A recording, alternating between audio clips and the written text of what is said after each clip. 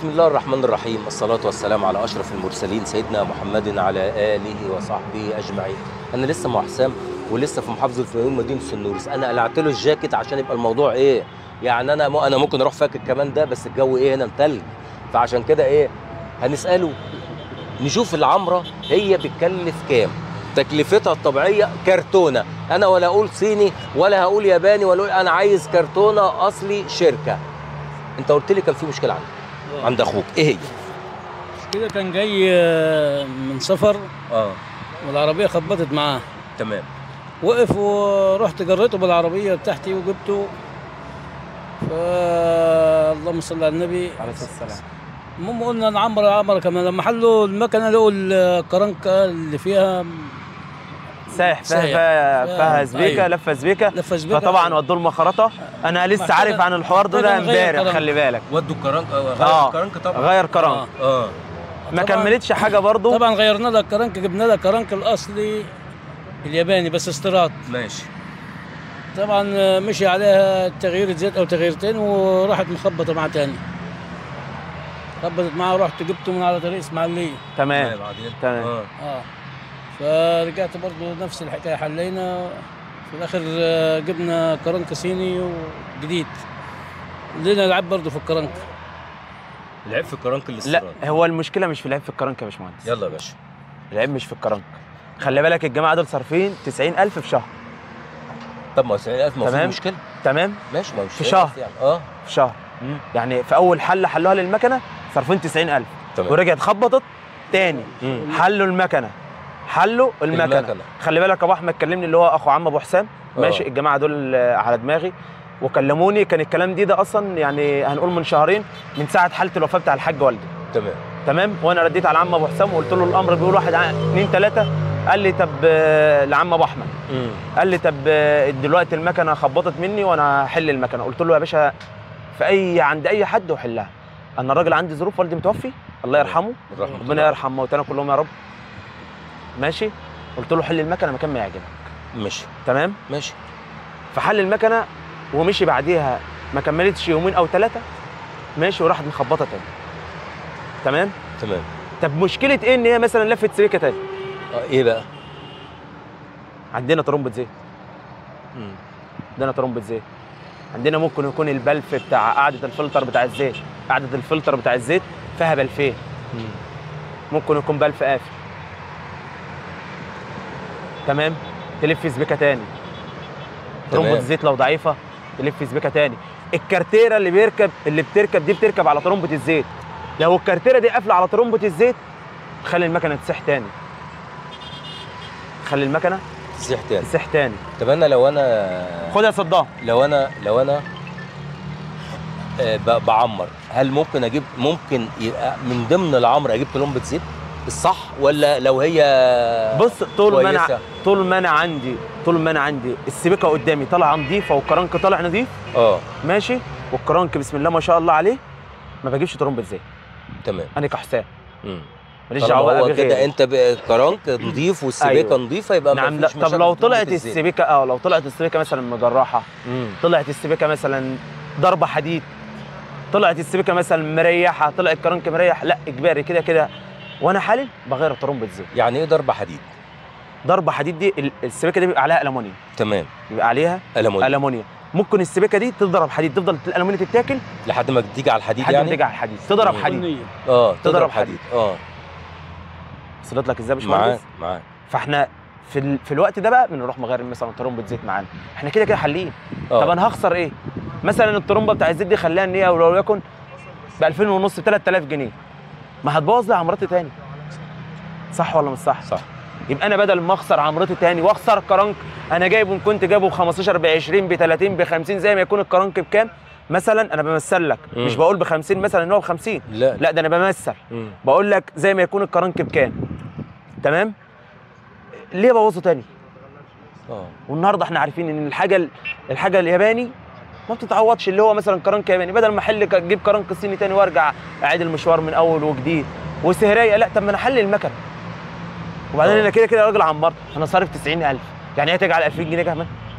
هتيجي على 3 كمان بتاع مين ترمبة ده اللي الزيت. 90000 ايه؟ والله يا اخويا صرف 90000 والله يا اخويا على لما مرة واحدة، كلمني على العمرة من مرة واحدة والله ولا كلمني على 3 مرات؟ على 3 مرات لا كلمني قال لي انا صرفت 90000 اه 90000. بقول له غيرت ايه؟ قال لي اول مره غيرنا الكرنك وغيرنا طعم سبيكه وغيرنا. قلت له ماشي. طب ما كملتش يومين 3 وراحت برضه عامله نفس الطريقه. يومين 3؟ يومين 3 تغيير زيت او تغييرتين. تغيير اهو الحمد لله تغيير زيت اهو. يعني هو ما يمشيش اكتر من تغيير زيت وراحت برضه عامله نفس المشكله. اعرف على طول ان انا عندي ترمبه زيت ضعيفه. انا معلش انا سواء معاه عربيه مثلا قديمه شويه اخوه ما ممكن يكون العداد مثلا ممكن يكون لمبه الزيت مش شغاله. تمام. اي حد ممكن يقول لي طب ما هو امال كان فين من لمبه الزيت؟ ما هو ممكن تكون لمبه الزيت مش شغاله. وده برضه بيودي لاهمال صاحب العربيه. وصل لك ازاي؟ يعني اهماله في ايه يا حسام بقى؟ اهماله ان هو مثلا سايب لمبه الزيت مش شغاله. وصل لك يا باشمهندس؟ ممكن عندي ساعه الزيت تبقى بايظه وهو مكسل يغيرها. ساعه زيت ب 200 جنيه مثلا وهو مكسل يغيرها. صلتك يا باشمهندس؟ صح. هو ساعه زيت مش 200 جنيه، الاصل تعمل لها 400 جنيه و450 جنيه. احنا خلينا احنا مثلا خلينا في القريب. يعني احنا خلينا في القريب. تمام. النهارده الناس كلها يعني ظروفها ما يعلم بقى الا ربنا. لا ده الجو وحش. عربيه ما بتجيبش حاجه. يعني العربيه نفسها ما بتجيبش حاجه. عشان النهارده احل في 3 عمرات اصرف لي 90000 ولا 95000 ولا حتى 70000. طب ما هو حرام. طيب حرام. صح. هي بتدخل ايه عشان تصرف الكلام ده؟ ده هي كتر خيرها ان هي مكفيه نفسها مصاريف ومكفيه جزء من البيت مصاريف. صح. بس انا مش باجي اخر السنه اقول ان انا عايز فردتين كاوتش، ما باجيش اخر السنه اقول ده انا مش عارف عليها ترخيص. كل ده يا باشمهندس ما هو كل ده محسوب. كل ده فلوس. كل ده محسوب طبعا. حرام يعني. حرام. دي مشكله. دي مشكله. تمام.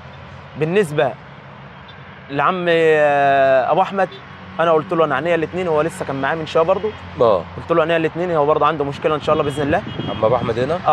اخو عم ابو حسام. ايوه هو كلمني في التليفون وقال لي ان شاء الله باذن الله هو جاي باذن الله. تمام. فعنده مشكله ان شاء الله باذن الله برضه عبال ما تيجي العربيه. هو قال لي جاب اترمت دخنه بيضه. وعله خير وعله خير. وعله خير يا رب. طب الدخنه البيضه دي تبقى ايه؟ وعله خير يا رب. ممكن يكون عندي البلف بتاع غلط كانت مقفول. ثواني. ماشي اتفضل. الو يا ريس، اصبر بس. ما احنا دلوقتي بنصور لك اهو. احنا دلوقتي عمالين نصور ونقول المشكله ايه ونكمل بقيه المشاكل يا استاذ احمد. ماشي. وهي هيتعرض على اليوتيوب وانت هتشوفه. هبعت لك الفيديو ده. ماشي يا باشمهندس. ماشي يا استاذ. بس هو عموما المشكله المكنه دي لازم تروح للمخرطه، مش كده؟ ان شاء الله باذن الله. انت بقى تعال لنص حسام وان شاء الله اللي فيه الخير يقدمه ربنا ان شاء الله. ماشي اتفضل. ماشي يا ريس. ماشي. سلام يا استاذ. سلام. تمام. الدخنه البيضه ديت بيبقى لها مثلا كذا حاجه. ممكن التربو يعمل لي دخنه بيضه، ممكن غطا التكهات البلف بتاع غطا التكهات لو مقفول يعمل لي دخنه بيضه. تمام. ويضرب ألسهات ويبهدل لي المكنه خالص. ليه؟ لان هو كاتم النفس جوه المكنه. تمام. اللهم صل على سيدنا محمد. الدخنه البيضه بتبقى كذا حاجه. طب هل هي في الصبح بس؟ تمام. ولا هي دخنه مجرد ما تقف وتجي تدور؟ ممكن لو المكنه خفيفه عندي تعمل دخنه بيضه برضه عشان تبقى عارف. تمام معاك. ممكن يكون عندي مثلا شمبر راكن يعمل دخنه بيضه. شمبر راكن؟ شمبر اللي هو قافش. ايوه. ترجم كده. ايوه. ماشي. اللي هو شمبر قافش يعمل كده. تمام. فردة بس منمله من فوق مشروخه. تمام. تعمل كده. تمام. وصلت لك ازاي يا باشمهندس؟ فالدخنه البيضه دي لها كذا حاجه. لها كذا حاجه. طب اللي هي بتاع الصبح مثلا ممكن يبقى عليها ترموستات. بتاعت الصبح. ايوه. اللي هو اول ما يدور عليها ترموستات. وليا اخ ليا برضه جاني ونزل مشكلته على جروب من الجروبات وانا حلت له مشكلته بفضل من الله. كان معاه 22 وكان بيعمل صيانه مش عايزين نقول مثلا ان هو في التوكيل وكلام من الكلام ده. كان الموضوع كله حاجه سهله يعني. عربيات المفروض ان انا اول ما بدور مثلا الصبح بسيبها تسخن شويه لحد ما العربيه ترفع حراره ماشي وببدا اتحرك. طب ممكن ما تبقاش العربيه مخزنه جاز؟ لا يعني متخزن بس جاز ده واجي عربيه أدور جديده الصبح أروح ده عربيه جديده ما يا باشمهندس. تخزنش. ما تخزنش. ده عربيه جديده اه وبفضل من الله بعد ما نزل مشكلته على الجروب احنا حللناها له. ناس كتير بصراحه ربنا من شالت لي عملت لي انزل للاخوه الفيوم، انزل للاخوه الفيوم.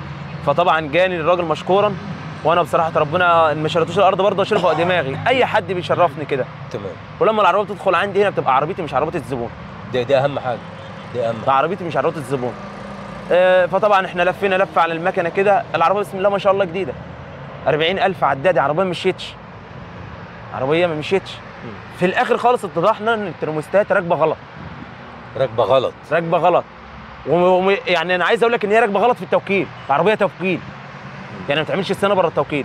تمام. ولما راح لهم بالمشكله دي قالوا له لا اصل العربيه لسه ومش عارف يعني ايه. هو ما بيعملهاش يعني هو ما بيعملهاش اساسا من ورش الاشكال الضاله اللي زي حسام كده مثلا، يعني بيعملها في التوكيل. أيوه. معلش يعني. وهو هيتفرج على الفيديو ده من ضمن الاشكال الضاله بتاعت الورش اللي احنا هو هيتفرج على الفيديو ده وهيعرف كلامي وهيعلق. انا متاكد 100% ان هو هيعلق على الفيديو ده. ماشي، الفيديو ده لو نزل على الفيسبوك هيعلق على الفيديو ده تعليق، وانا عارف انا بقول لك لا ده هينزل على اليوتيوب، مفيش فيسبوك عشان الناس تخش وتستفيد. ما هو لو نزل برضه على الفيسبوك على اليوتيوب على الفيسبوك برضه هيشوف وهيعلق. ما ممكن يكون مش متابع حضرتك على اليوتيوب. لا نخليه يتابع، انت هتبعت له انا هبعت له وانت تبعت له عينيا الاثنين حاضر، ونقول له ان احنا وهيعلق تعليق حلو خالص والله مش كلام، لان هو قال لي هو راح لكذا حد وكذا حد قال له ده دي طقم رشاش. لا والله ما طقم رشاش خالص، والله اللي عامل الدخنه البيضاء مش طقم رشاش خالص. خلاص يا حسام انت عايزك تشوف شغلك دلوقتي عشان انت سقعتني وعطلتني. هلبس الجاكيت